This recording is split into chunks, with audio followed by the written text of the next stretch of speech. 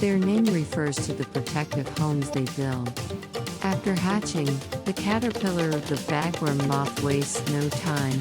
The larva weaves a silk cocoon around itself and reinforces it with twigs, leaves, and other bits of plants.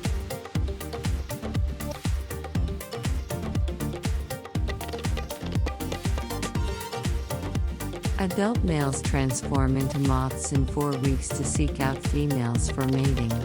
The female never leaves the cocoon, requiring that the male mate with her through the open end at the back of the case. She has no eyes, legs, wings, antennae, and can't eat, but she emits a strong pheromone to attract a mate.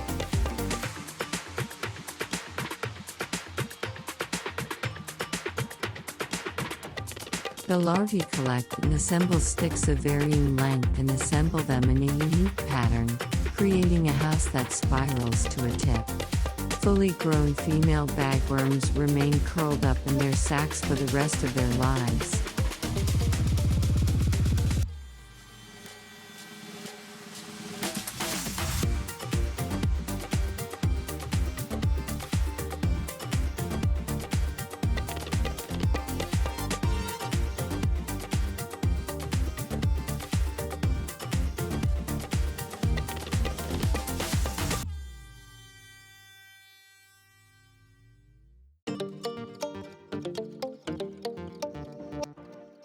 Bagworm larvae grow and feed on trees, causing plant damage.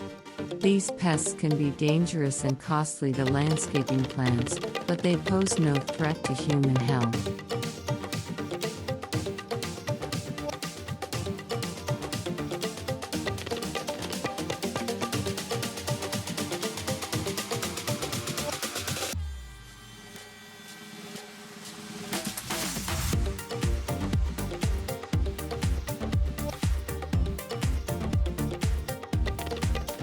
You can also prevent bagworms by attracting their natural enemies, such as birds and wasps.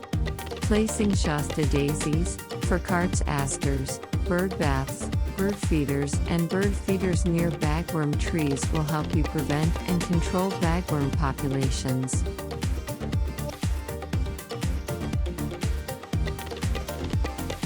This natural pesticide is also effective against young bagworm larvae. Mix 1½ teaspoon of neem oil with ½ teaspoon liquid soap and a quart of water to make a homemade spray for bagworms. Next, spray it onto affected plants to treat bagworms.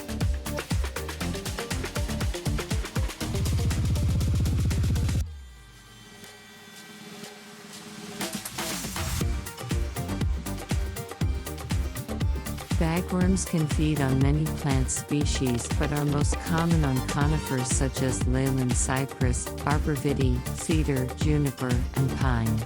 They feed on the leaves or needles, and large populations can cause severe defoliation.